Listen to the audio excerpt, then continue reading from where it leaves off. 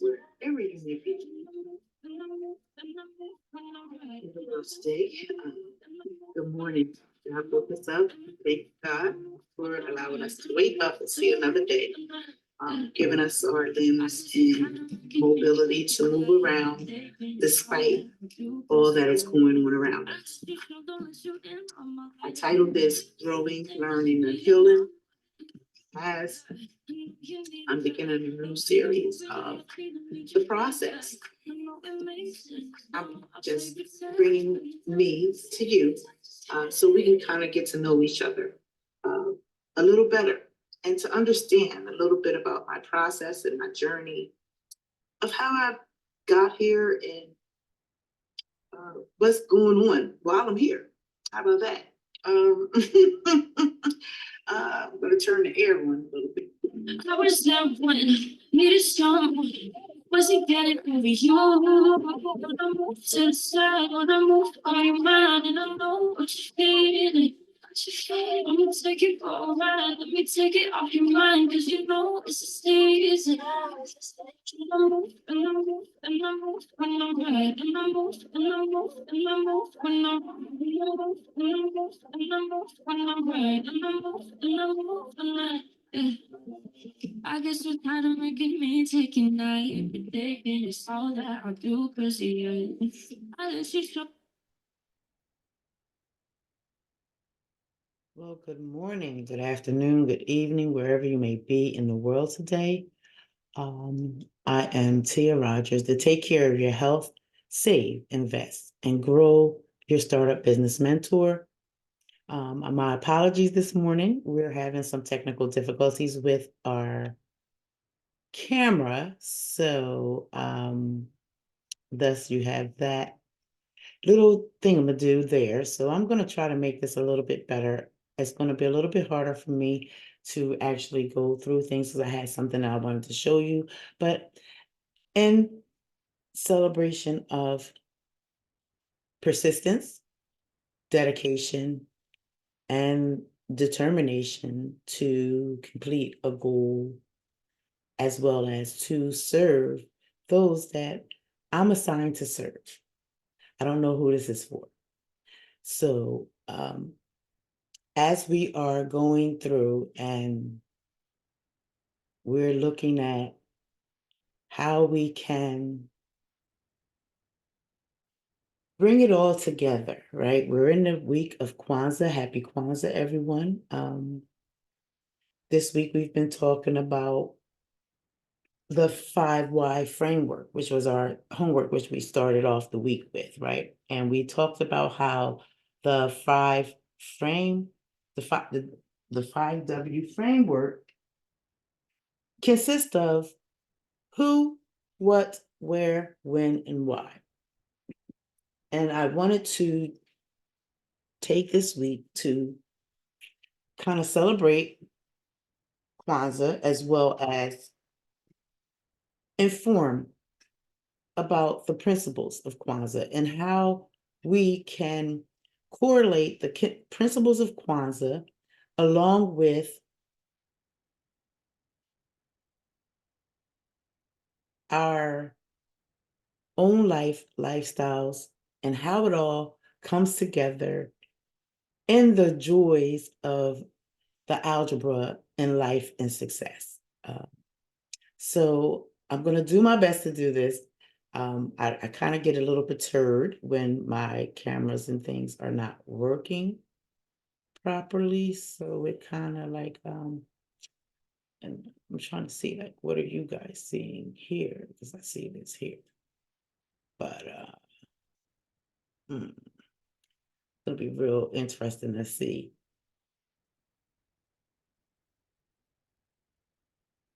Yeah, it's going to be real interesting to see how this is going to come out. Really. Okay, well, oh Lord, give us the strength to get through. There's challenges, there's obstacles, which is why we talk about the algebraic expression. So as I'm just gonna try to fumble through this and get this together, because we're gonna work underneath the conditions until I can get with the Zoom people and, the support team, and we can work out this camera issue. There was some issues with the computer this morning, so I gotta double check on my side. However, as we started on this algebra in life and success and how it correlates with the course, How to Win in Life and Win in Business and Love What You Do, it operates off of core principles. It operates off of core principles and values, your morals, your ethics, and which you govern your own life by. So I share with you all my algebraic equation, which was -0 equaling 1 plus the square root of 5 divided by 2, which gave us approximately an answer of 1.6181. And I told you that the 1.6 equals to the steps towards becoming better in my life. Since this is a journey, it's a marathon, it's not a sprint. So when you look at the equation, ax plus b times c times ax plus b times f times x plus c with 11 minus 9 and p plus 9. I told you all you have to identify the values of those algebraic expressions. I also broke it down a little bit further as it pertains to who you are and whose you are and what you bring and contribute to your life and the impact it has on your life and as well as others. We went over the 5 important concepts of these core principles and these valuables. And one is having clear objectives about what it is that you want to do with your life. Making a commitment and being dedicated to your decision and being persistent throughout your dedication as you are implementing the new phases and stages of your life. 3 is the adaptability and resourcefulness. How well do you adapt to change? How well are you able to pivot and or shift when things come around? How resourceful are you with the resources that you have? 4 is resilience and problem solving. And then you have 5, which is the continuous improvement and achievement in your life. And when you look at the framework, the 5W framework of 5, and we're looking at the insights of the framework that incorporates the 7 principles of Kwanza. And there are many crucial aspects of self-improvement, personal development, and community building. So we want to break it down to where you can understand it and kind of grasp it for yourself. But if you have any questions, please feel free to reach out. So we're going to just dive into it this morning. And we're going to just break it down the best of our ability. So when we're looking at the 5W framework and we're looking at who, what, where, when, and why, we might have to kind of define the who, the what, the where, the when, the why. And we said on yesterday that this framework is for individuals and communities who are seeking to improve themselves, their lives, families, and communities. It's for anyone looking to bridge the health and wealth gaps, gain financial education, discover their purpose, and create a positive impact. So, are you that person? What? What encompasses a holistic approach to personal development, financial planning, and community building? It involves understanding and applying the 7 principles of Kwanza, which are unity, self-determination, collective work and responsibility, cooperative economics purpose, creativity and faith, and in various aspects of life. The where, now this framework can be applied in Camden, New Jersey and beyond. It's not limited by location, but can be adapted to suit different communities and regions. So it doesn't matter where you are, you could take these 7 principles and begin to start applying them to your life and practicing them today to start making a change. Now, we all know change doesn't happen overnight, so you have to do it for 90 days or more for it to become a habitual habit, part of your life, for you to really start to see it take effect. So that brings us to the win. As these principles can be applied at any time in one's life journey. It's about continuous self-improvement and community development from birth, leadership from the womb to the end of life, leadership to the tomb.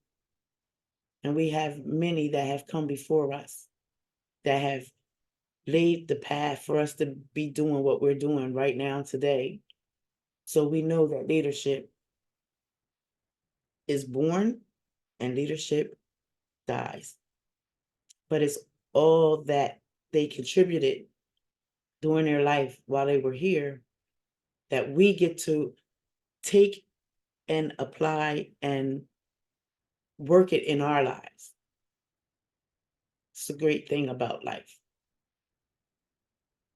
Even though a life may be gone, it's the gifts that they leave us with that are so precious that we still can utilize day after day as long as we have life.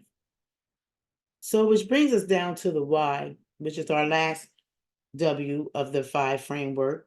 And the why behind the framework is to empower individuals to take control of their lives, close the health and wealth gaps, find purpose, and build strong, interdependent communities. It promotes financial education, self-awareness, and personal growth. The framework beautifully weaves together elements of Kwanza, self-improvement, financial literacy, community engagement, and the adaptability to change. It's a comprehensive guide to not only winning in life and business, but also in contributing positively to society. So we're going to look at how we want to start implementing these principles. Yesterday, we celebrated Umoja, which stood for unity. And when we break Umoja down into the 5W framework, I share with you how who depicts the individuals, the families, and the communities coming together with a shared purpose. Whenever you are embarking on something new in your life, most times, if you are attached to other people or you are the breadwinner or the responsible person for others, you have to share your vision. You have to share your ideas, your plans onto how you're going to help yourself, the family, and as well as those that are connected to you become better in life, to become more sustainable, more knowledgeable in life, as well as business. So that gives you a lot of responsibility. But you must first know who you are. You got to know who you are. What makes you tick? What are the things that you value? What are the morals in which you operate from? What are the ethics in which you govern yourself from when you are being you? So when it brings us down to the what in your moja. And when you're talking about promoting unity, unity means fostering harmony among people, resolving conflicts, and working together to achieve a common goal. And we know how difficult it can be when you have a large group. It doesn't matter whether it's a small group or a large group. Conflict exists, and there's healthy conflict and there's unhealthy conflict. So you want to make sure that you're having the most healthiest interactions with those that you are unifying yourself with to foster the harmony among everyone. Does that mean that we're all going to agree on every topic or every subject or how we view life? No. It means that we are intelligent enough to sit down and discuss our plans for our lives, our families' lives, how we see us moving in the future, and to be able to work through the disagreements. We can agree to disagree, but we all agree that on the common goal that is moving us forward. We may not always necessarily agree on the steps that we should take to get there, but there has to be a sense of unity, and it's like we work like a fine orchestra. And I think I've used that analogy before of how each one of us is an instrument and we all have our own unique sounds, just like our fingerprints. And when you put us all together, in the beginning, we might not sound too cool, but as we continue to practice, we begin to create a wonderful harmony symphony. And the same thing as it applies in unity, Umoja today with Kwanza also applies the same in our lives and how we take it, and what we choose to do with it. So when you're looking at where in unity, unity should be practiced in all aspects of life, from the family to the community, as well as beyond, because together we achieve more. If each one teach one, we extend a hand to help someone up, never to push them down. Because how can we make it if we're pushing someone else down? We're sending out bad karma in the universe. And what you send out is going to come back to you. So you want to make sure that you're sending out as much good, positive vibes as possible so that you can reap those positive vibes, right? And what comes with positivity.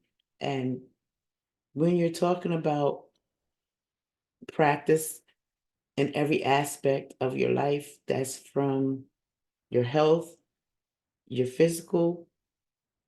health, physical and mental health, your financial health, your biological health, your family health.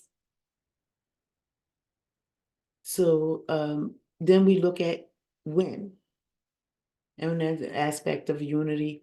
Unity is an ongoing principle that should be practiced daily. And when you practice it daily, it helps you build stronger bonds over time, because you know that together we're going to achieve more than we will ever achieve apart. And what I don't know, the next person may know, and together we can help gather our resources, our information, and develop something sustainable to help the whole group move together as a unit towards better. When you're looking at why, when it comes to unity, unity is the foundation of a collective progress and empowerment. It ensures that everyone's voices are heard and valued. And that's why it's important to foster the harmony among the group members and allowing them to be their who they are uniquely, authentically themselves, so that they will feel comfortable to even begin to raise their voice or to be even to open their mouth to speak their voice and their opinions. Unity helps foster all of that.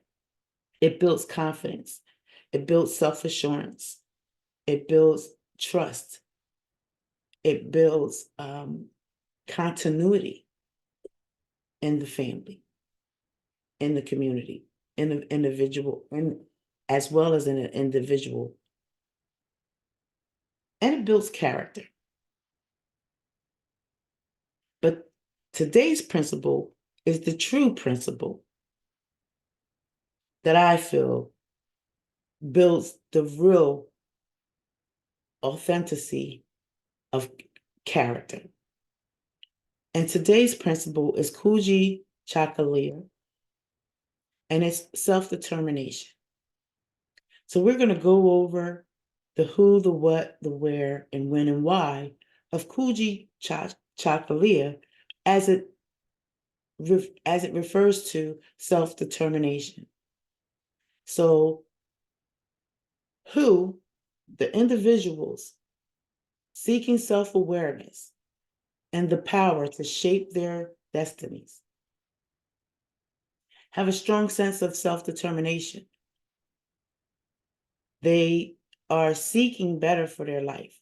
And whatever area they have chosen that they want to improve. It may be one area, it could be 4 or 5 areas.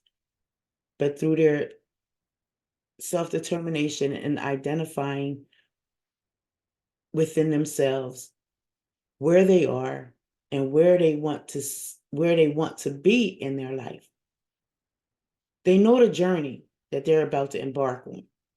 They know that this journey is not going to be an easy journey, but they know that they have to have belief in themselves and the confidence and the courage to stand up and do what is required of them.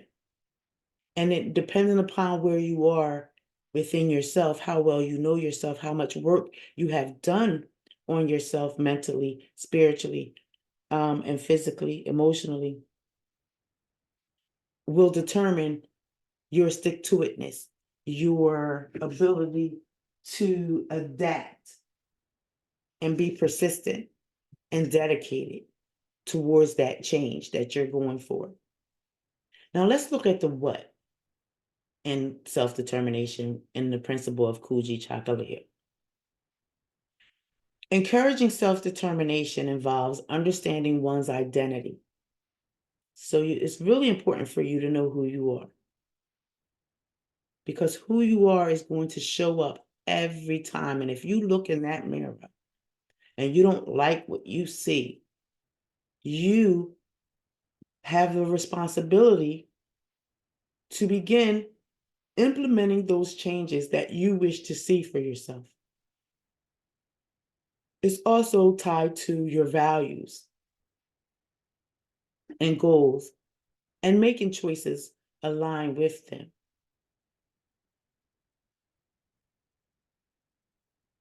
As we spoke about previously, when we talk about identifying your highest values, your lowest values, your equivalating it to your net worth, and where you see yourself in your life, the life that you imagine for yourself. If you're not there, what are you doing to get yourself there? All of that is linked to understanding who you are as an individual, your values, and your perception of the life that you live, and the goals that you set for your life and the choices that you make. All that goes together. And if you're all in if everything is all in alignment and you're on your path, your self-determination it grows stronger. You become more confident and courageous and trying new things, taking more risk, and willing to experience new experiences. So that brings us to where, as we are exploring this Kuji Chakalea self-determination. We identified the who, we identified the what. Now we're looking at where. And self-determination begins within oneself and extends to decisions made for the family and the community. And we kind of touched that in unity. How important it is to include those that's in your circle about what your vision is, what your goals are, what your dreams are, what your plans are for yourself and your family. They having them abreast of what's going on, the steps that you're taking, and the action that you're making and the results that you're getting. All of that is going to be a part of getting the family to buy into becoming better. And not everyone buys into becoming better, especially when they see in the beginning that better really means that it's a lot of work involved. It's a lot of doing, not so much receiving. But there's blessings in doing. So you just continue to do, because you will receive in the long term. Remember, we're cultivating our gardens, we're planting seeds, and we're watering these seeds, and we're weeding our garden to take out of the things that no longer serve us, as well as protecting the garden that we have. So where were we at? So self-determination begins with oneself and extends to the decision made for the family and community, because what you decide to do may impact the whole family overall. And if they weren't willing participants, then it may not fly too well. So let's look at when. Self-determination in the process, the 5 framework of when, it's a lifelong journey of self-discovery and empowerment. And I can testify to that. From the moment you're born, you are on a self-discovery of empowerment in your life. From infancy all the way to your grand old golden years. You are discovering new things about yourself. And a big part of that is because in life, we evolve. We're ever evolving, always changing. Nothing ever stays the same. We go from infancy to becoming an elder, and each phase of that stage, you are and become a different person of who you need to become in that period or phase of your life. So that's why this Kwanza 7 principle way of thinking of life, being in life, and doing in life is so important as you embark on the life of your dreams, as it pertains to the vision that you have for your life and what you have for your future. So let's look at why, when it comes to Kuji Chakalea, self-determination. Self-determination empowers individuals to take control of their lives and make informed decisions and overcome obstacles. It's not always going to be easy, but because you know who you are and you understand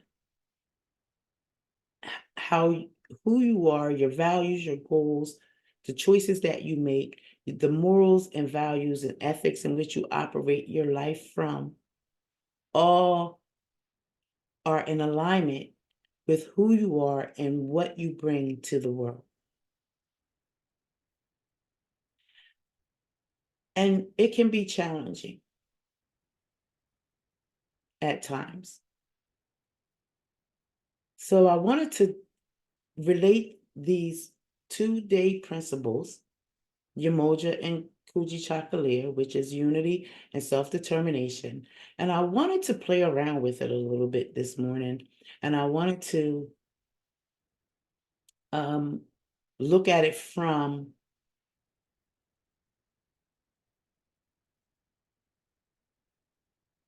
a parenting perspective or parent's perspective. Because this life journey has been so insightful and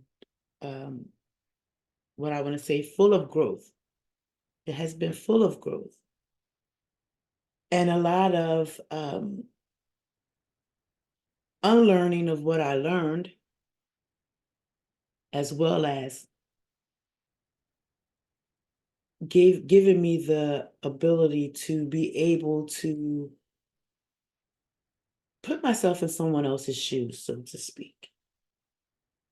Not that, more so in an empathetic way that I can understand when life gets hard, when life becomes challenging, when you are doing your best and you're doing everything that you could possibly do, you don't utilize all your resources, but you still feel stuck. You still feel like you're not where you want to be.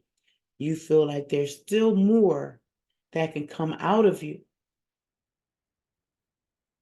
but you're not quite sure how or how to bring it out or who can help you bring it out, because there's some parts in our lives where we can do some things on our own, and that's true.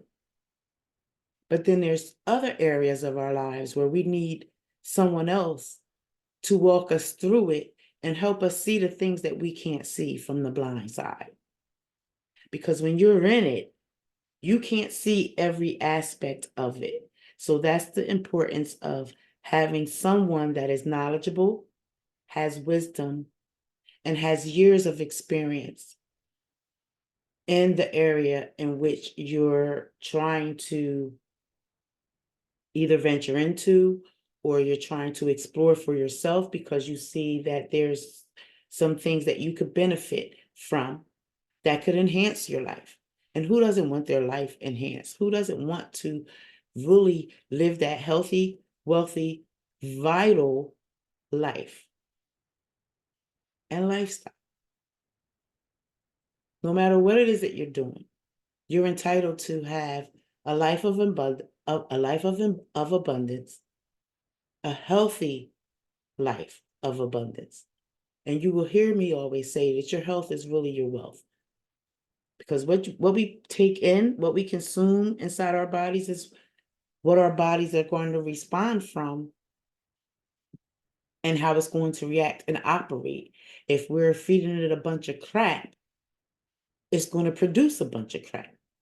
If we're feeding it the best natural organic fruits and vegetables that we can, including our minerals and vitamins. And sometimes for some of us, as we get older, we need a little supplement.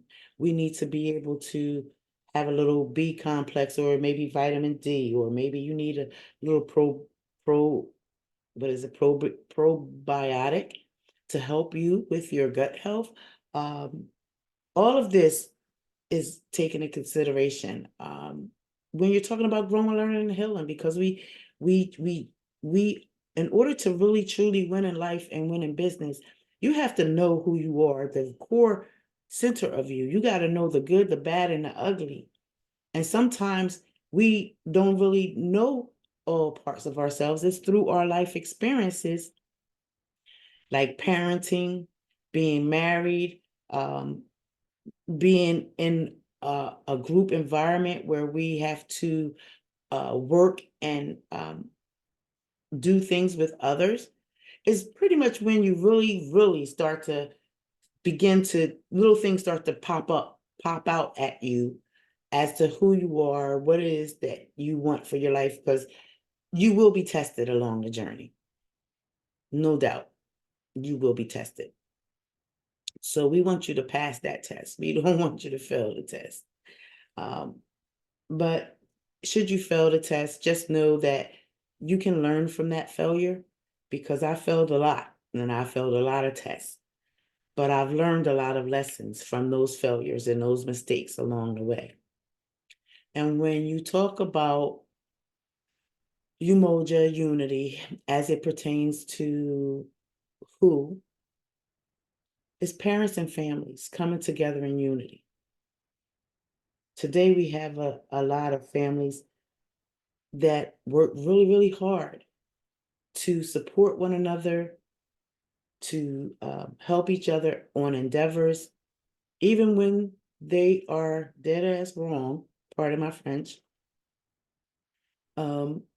we still have their back, still enforcing the principles, still enforcing the rules, still enforcing them to look at themselves and identify who they truly are.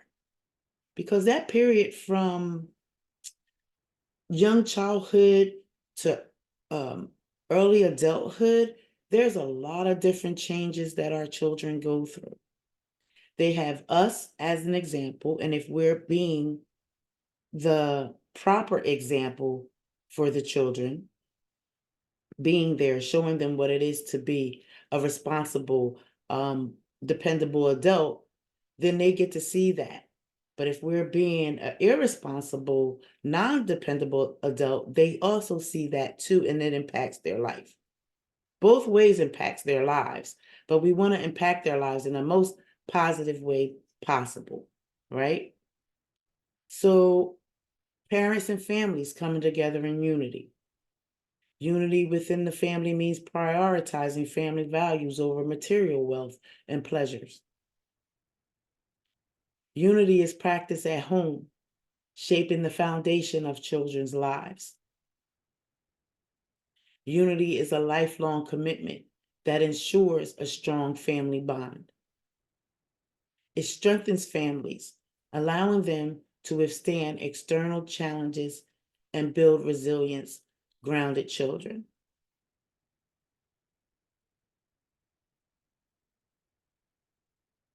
When it comes to self-determination,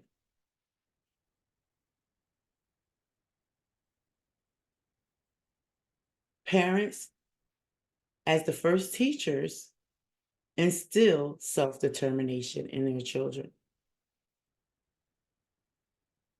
Teaching self-determination means encouraging children to set goals and make choices based on their values. Self-determination is nurtured in all aspects of life, including education, as well as their career. It's a lifelong lesson, empowering children to take control of their destiny. Self-determination equips children with the ability to navigate challenges and pursue their dreams.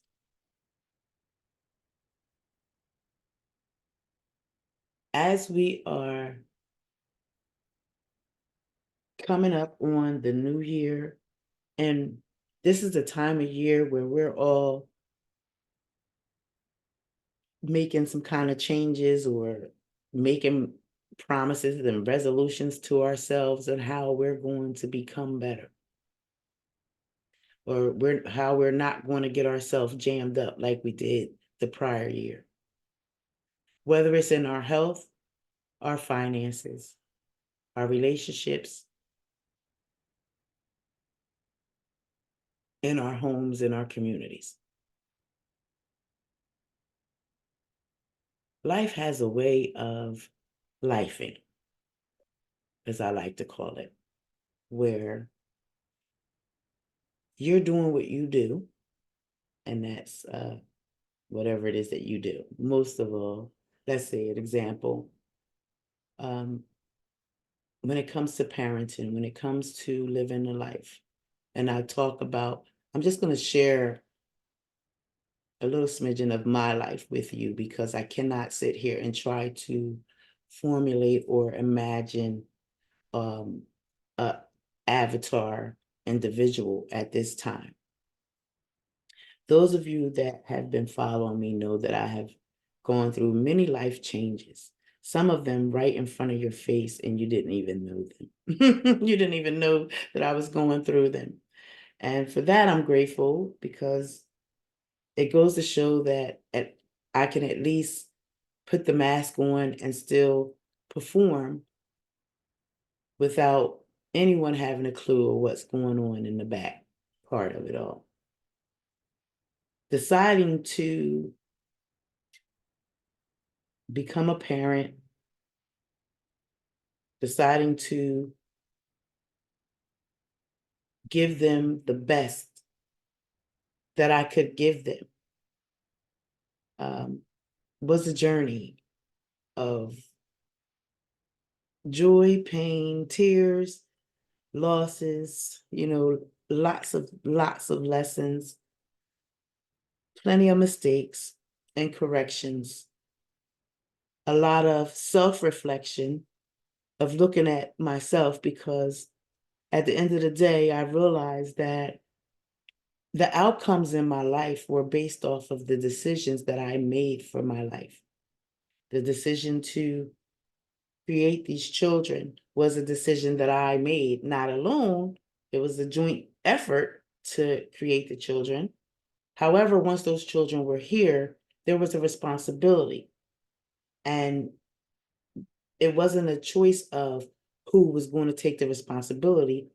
I just automatically stepped up to the plate of the responsibility. Now, that could be due to the way that I was parented, knowing that my parents said that once I had children, that they were my children. They raised me. They weren't raising anymore, so they held me accountable and made me responsible.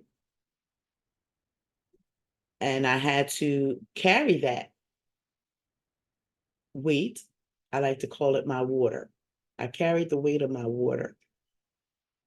I carried those two children through many life-changing experiences.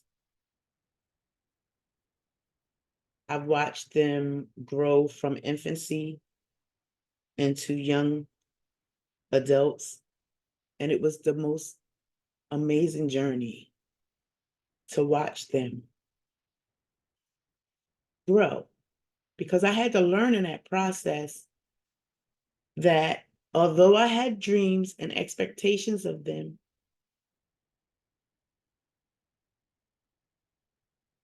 they also had their own dreams and their own expectations of their life destiny. And all the times our expectations didn't always line up. They didn't line up the same. I guess I brought my experience from what I've learned through my lifespan, being a young mom by the age of 21, being married and having two children, and all the trials and tribulations. The hardest part of the parenting was not putting my stuff on them. Because sometimes as parents, we can go through different things, we experience different things in life. And our fears, our doubts, our scarcity moments, the fact that we struggled or we faced challenges, and how we respond and reacted to those challenges, we sometimes project that stuff onto our children. And I was very intentional. I had to be intentional about it, because it was done to me. I didn't want to do it to them. So it opened up a door to where I had to sit down and be open to what they had to say. So a new perspective of life, because the life that I lived when I was coming up to when I had them was so different to the life that they lived to when I had them and now they're living. So I had to take in consideration of their different life perspective. And because I did that, it drew me closer to get to know them. I wanted to be more involved in their world, so to speak, as much as I could, because I was a mother that worked a full-time job, and took care of these children. And now that I think about it, and I'm sitting here talking to you about it, I think about all the years up until 2016 that I worked a job. I've never once put a job before my children or any of my children's needs. If my children needed me, it was important for me to be there. Now, a lot of that could have been the parental guilt that I felt by being a single parent, being the only parent involved in their life. So it was very important to me to be a part of every aspect of their life, to know darn near literally what they were doing every hour, on the hour, down to the very second. Little overprotective, you might say, could be. But in that process of me trying to understand why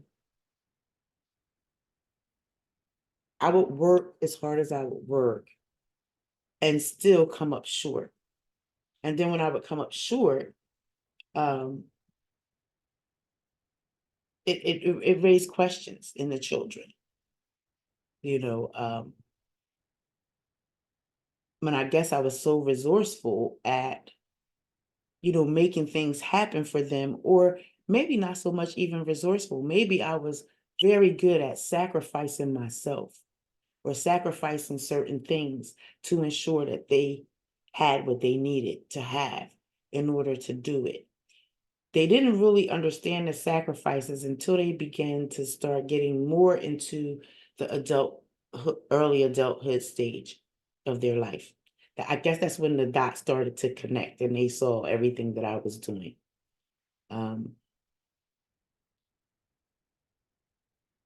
My children have always been very verbal. They were always very verbal. They always voiced their opinions on how they felt about things, how it impact the family, how it impact them, and they would give their 2 cents, so to speak. So it fostered a home environment where communication was open. You could say it wasn't what you said, it was how you said what you said, but you could speak your mind. And I'm so grateful now today that I look back on it, that I allowed them that space to be able to feel comfort and using their voice to speak their mind, to speak their piece, and to be able to speak their visions for their life, the dreams that they had.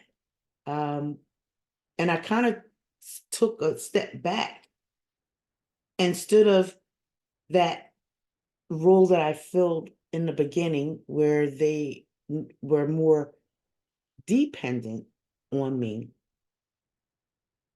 They actually taught me how to be interdependent with them, allowing them to show me who they are, what their life values were, what was their morals and ethics and values and principles in which they operate their life from.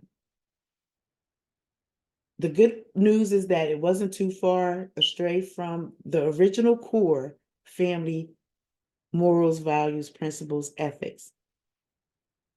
But there were some varieties of changes.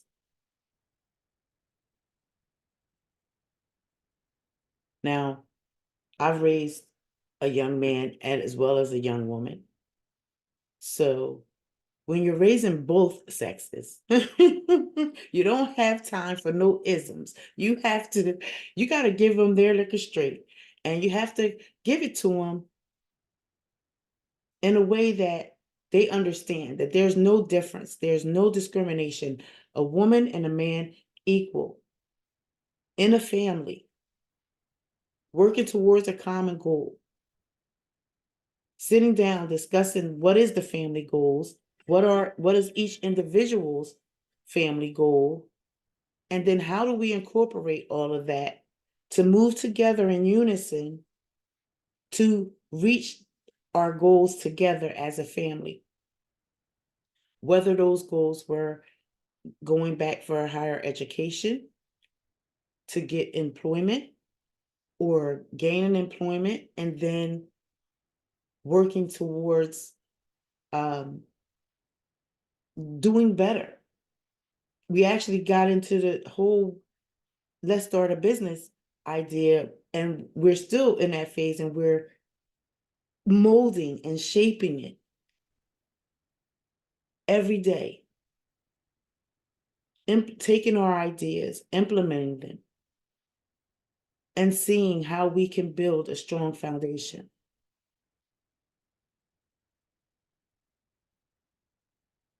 The fact that we're grounded in love and respect for one another, we fostered a loyalty to one another. My job as the head is the protector, is to protect them from any outside influences that may cause harm or can come in and tamper. And it was a little juggle there during the adolescent period, as that's when most outside influences really impact our children. And you can be the best parent that you could be. You could be the parent that is on top of everything, PTA, mom, dad, keeping communication with your teachers, on top of their education, helping them with their homework, ensuring that if you can't help them, that they got a tutor, all these things, but their life journey and their life experiences, we have to take that into consideration as well, because that's molding who they are. I feel blessed to have raised two beautiful children that are very strong in who they are, self-confidence, knowing what they want out of life, and they're not afraid to go get it neither. Not at all. But a lot of that comes from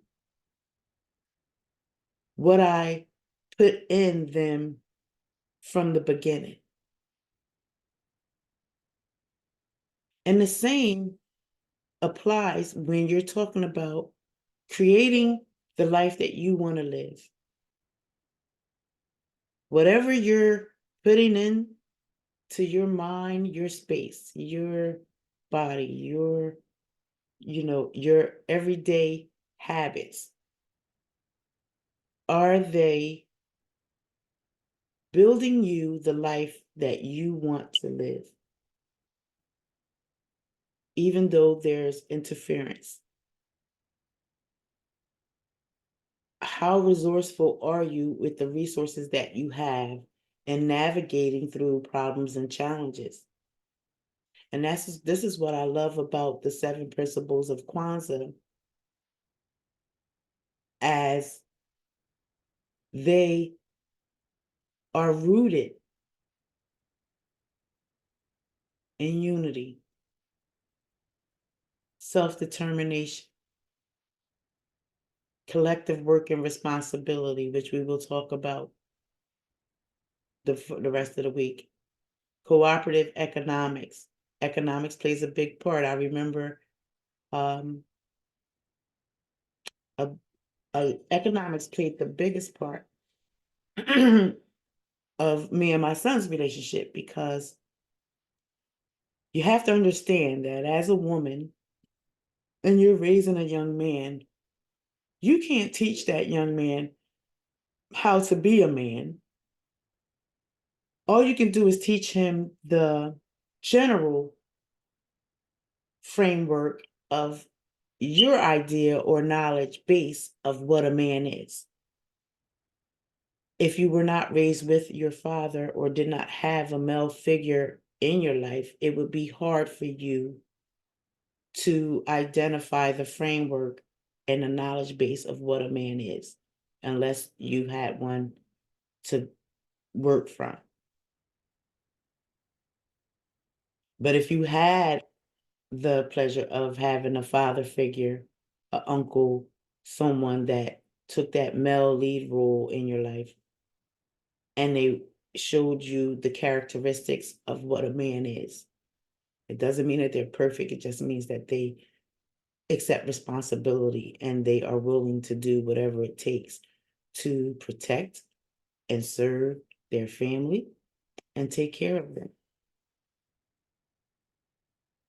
And he and I's conversation was always about economics, because it always started out like, if say he wanted it's crazy, 11 years old. This is why he had to have a mentor at 11, someone in the community, uh responsible, uh dedicated gentleman to the youth in the city, to give time.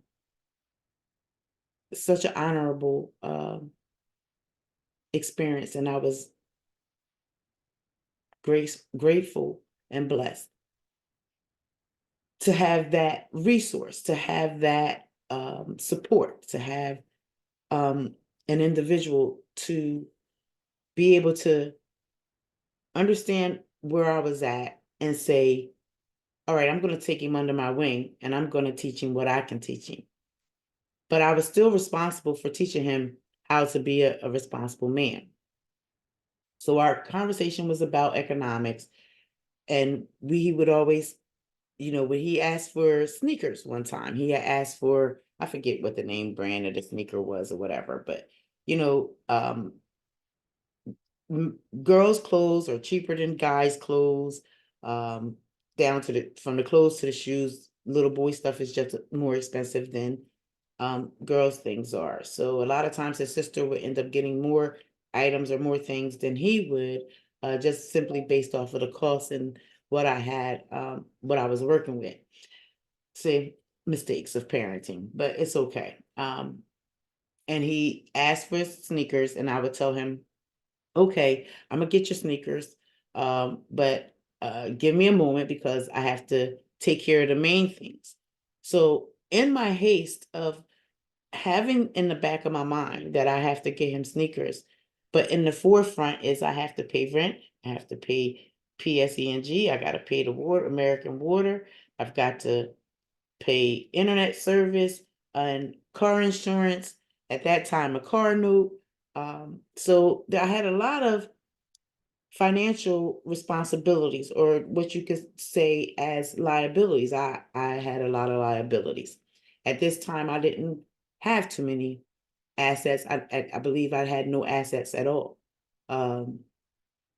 except for a job and my retirement plans on my job, and a house and or apartment that I rented, in a car that I was paying 28% more, 20% or more, 28% or more interest on a car finance loan, as well as car insurance.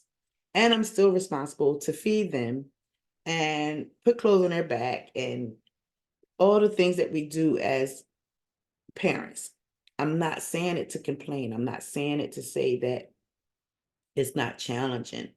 But I never wanted them to feel the brunt of the lack of finance that I didn't have. And Lemuel was a very insightful young man from birth. He always asked me the hardest questions, made me go back to school so that I could kind of learn more, and which was a good thing because it broadened my horizon. It brought me to a place where I found out the importance of getting involved in their education. I found out the importance of finances and investing and how to invest and think different things to invest. Didn't say that it was perfect, but I was learning. So I began to start implementing some of the things that I was learning, but along the way, nonetheless, this young man didn't get his sneakers. So thank God, through the mentorship, he was allowed to, be around other males, African American males, that are uprising educators, philosophers, businessmen, teachers, just everyday knowledgeable African American men that have a variety of conversations and whatnot, making sure that he was aware of his rights, making sure that he was knowledgeable about his history as an African American male, his role, all of that. So he sucked it up all as a sponge, but he comes to me and he says, Mom, I'm gonna get my own sneakers. Daddy saved up his money to get the sneakers because he said, your paydays take too long. So, since that day, we always would have a discussion over what are the bills that's coming in, what am I responsible for, what's going out, how are we going to be able to do some things, and we would always go back and forth. And because he was younger, and most young people have this instant gratification attitude when it comes to finances, getting their job, getting the house and stuff that they want to get and everything. It's all easy relatively in the vision realm, in your imagination realm. Not so applicable when you try to put it all together in real life. When you start to look at how much does rent cost, how much does it cost to put down on a down payment for a house if you can afford a house, if that's what you're thinking about. And most of us starting out, because I know for me, being a young mom, starting out, I just wanted to get out of my mom and dad's house. So I needed a place.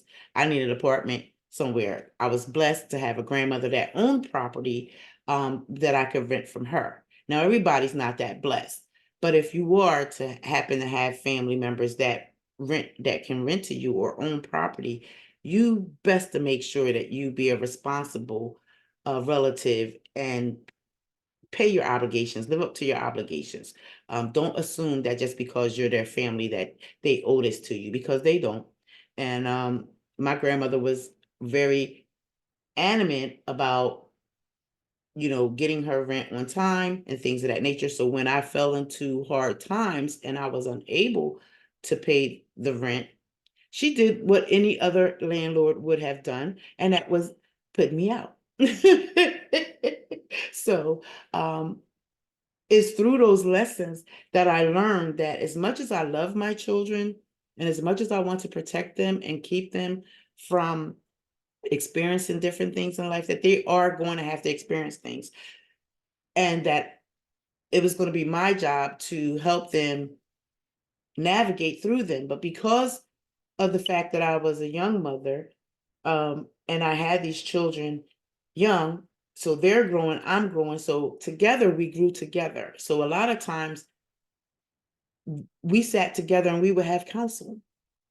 And counsel means that we're sitting and we're having family meetings about where we are as a family. What is our dreams and goals? Where do we want to be? What are the things that we want to have in our life?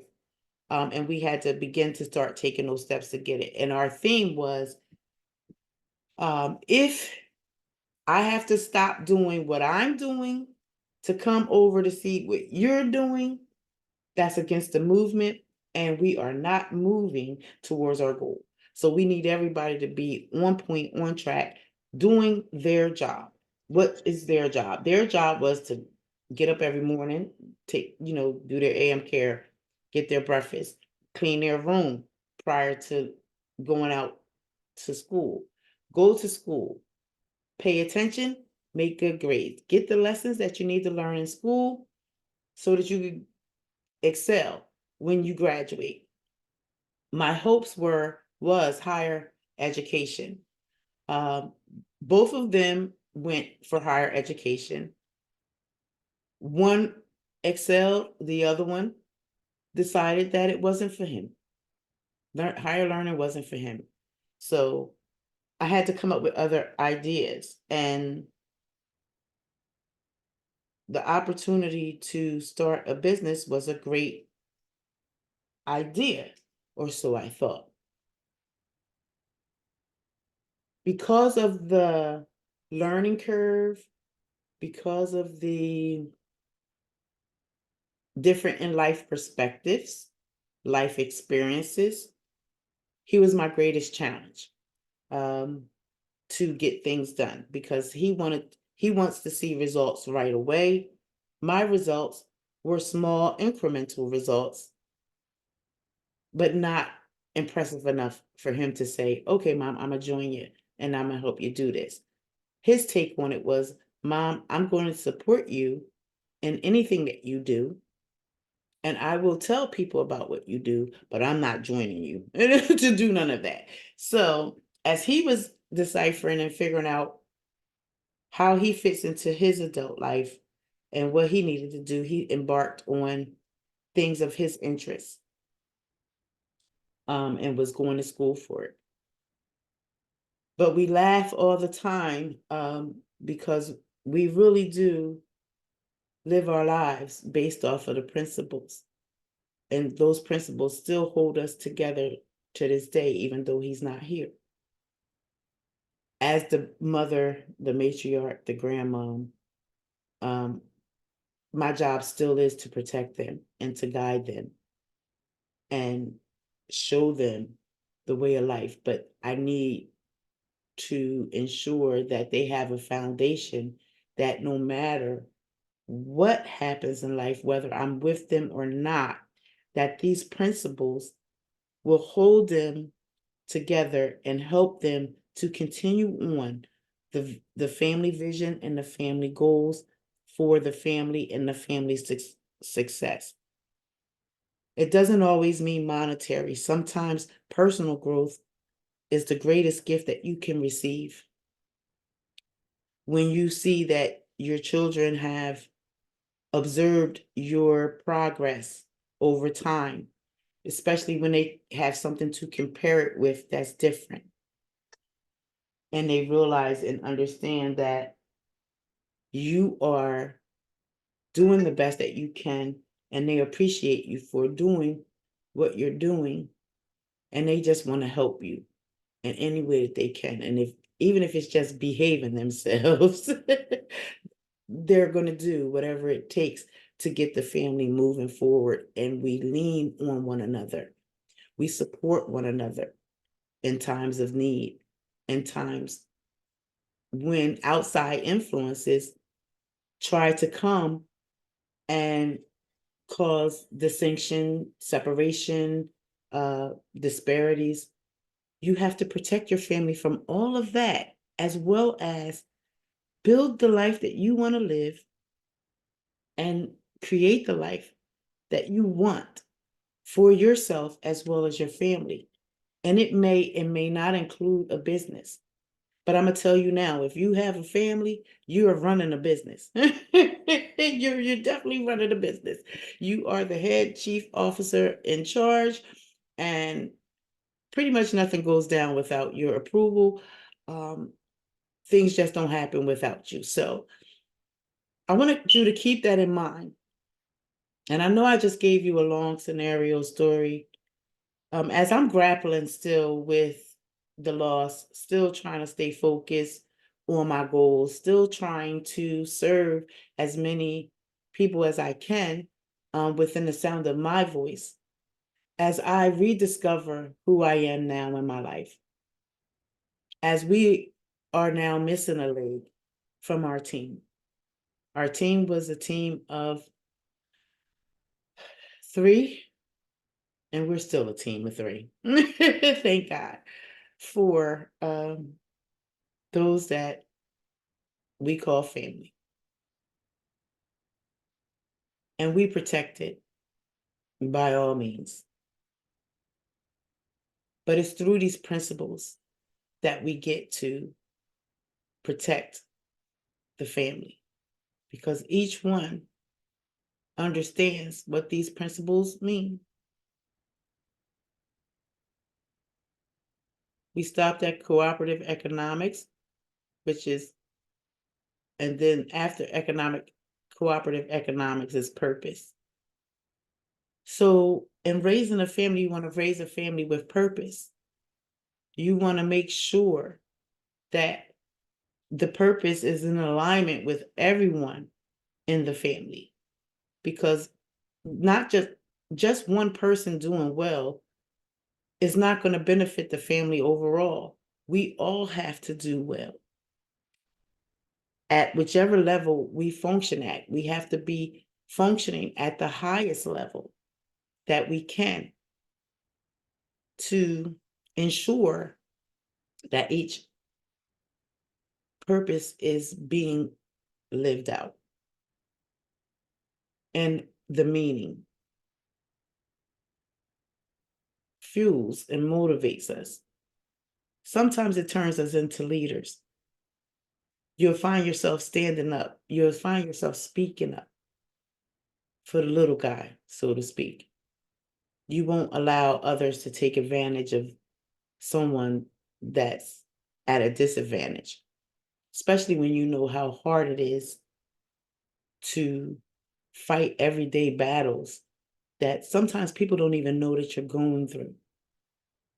But you're still showing up every day, giving it your best, and working with what you have to make the best life that you can have for yourself. There's no sin and there's no crime in that. And no one has the right to make you feel ashamed of it. They say when you know better, you do better. But if you don't know where to look to go find better, how can you do better? So it's all about who and what you surround yourself with.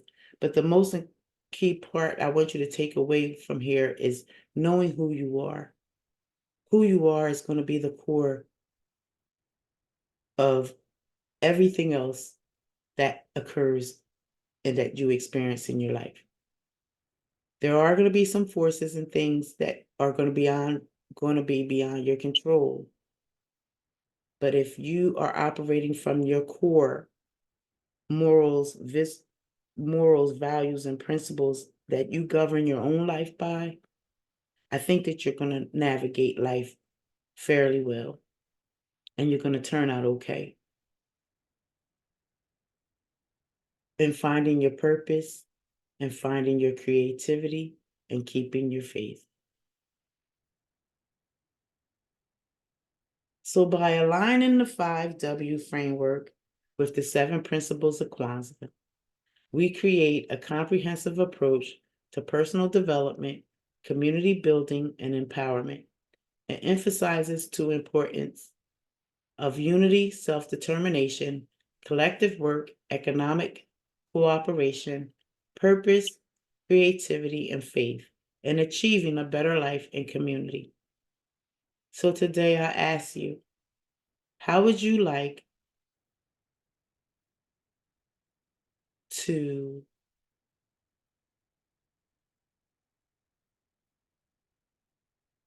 integrate these principles in your work of life? Do these principles make sense to you? Are these principles doable? Are these principles something that you could take and pass down from generation to generation? I know I have. So we are now at 12:04. And I want to thank you guys for your time. And I do apologize again for technical difficulties, but I can't wait to see this recording and see how it comes out. But I just want to tell you that no matter what you're going through in life,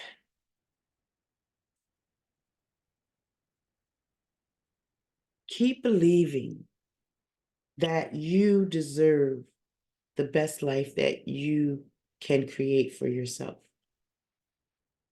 Many people will promise you many things, but in my lifetime, I've discovered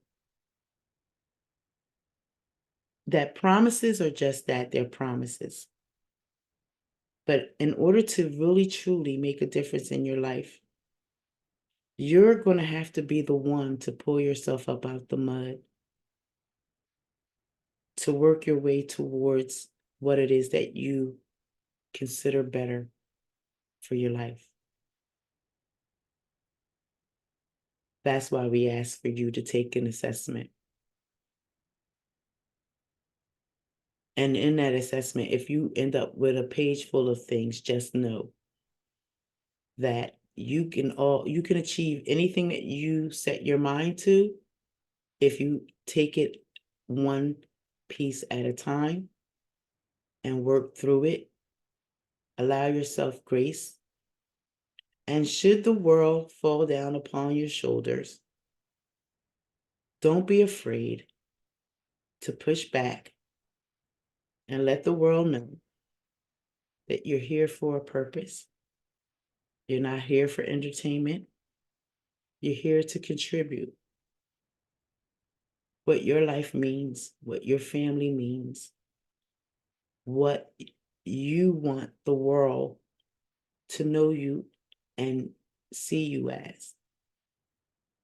We know that they're going to make up, some people are going to make up stuff about you, and let them. Because those that know you know, and those that don't, oh well, they try to find out. You're looking for those that get you, that know you, understand you, that can relate to you, that can identify with you, your struggles, and how you've overcome them. Because guess what? We all struggle. We all have something that we're getting over. We might all have something that we have to let go of that's no longer serving us, because if the longer we hold on to it, the more it's killing us. And today we want to spread life. We want you to live the fullest, vital, healthiest life, congruent life that you can live consecutively, year after year after year. And it's going to require you to look within and really ask yourself, what do I want out of this life? I want better. I just want to become a better person than I was the day before. I want to be able to have an interaction with someone, and if they are interacting with me, I hope that just like they give to me, I can give back to them. So there's an even exchange. No one's walking away feeling like they were taken advantage of or left without something. I think I'm a pretty good listener, which helps a lot. As we navigate through this life, we're living this life together. Look at us. We're coming up. We're a couple of days away from the new year. What goals, what plans do you have in place right now to ensure that your 2024 is going to be the best year that you can make it? With the knowledge, knowing that it's going to take you the entire 365 days to bring it into fruition. Will you give up when the road gets rough? Will you give up on you?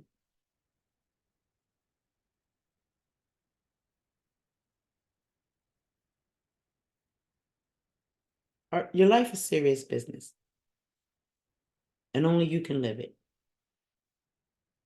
So start living it today. Happy Kwanzaa, everyone, in celebration of Kuji Chakalia, self-determination. Like I always say, you're a winner from the time of conception when you were conceived in your mother's womb. And you're born with all that you need inside of you to make your life a success. And if you're an individual seeking awareness and the power to shape your destiny, how to win in life and win in business may be the place you want to start. So with that being said, Have a wonderful, blessed, amazing day. Go out there and be awesome. Implement some principles in your life. Assess your values, your goals, your morals, your values. Make sure they're in alignment with where you're going in 2024.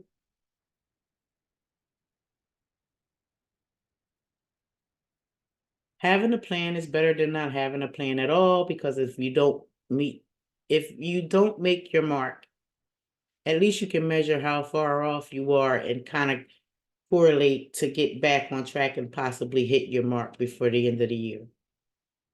So I encourage you today, ladies and gentlemen, to continue to believe in yourself, because you are your greatest asset. Don't let nothing deter you from living the life that you want to live. Take the time to do the assessment. Figure out what your algebra in life and success is. And then figure out the formula to achieve the answers that you want out of life. And if you can, help someone else along the way. God gave us all these tools, brains, everything to live this life. And what good is it if we keep it all to ourselves? Share it with someone else that could benefit. So have a lovely week, guys, and I'll see you tomorrow as we go into collective work and responsibility. So we have celebrated Yamoja, which is unity, and today we're celebrating Kuji Chakalia, self-determination. So go out there, continue to be strong. You got this. I know you do. See you guys in 2024. Bye-bye.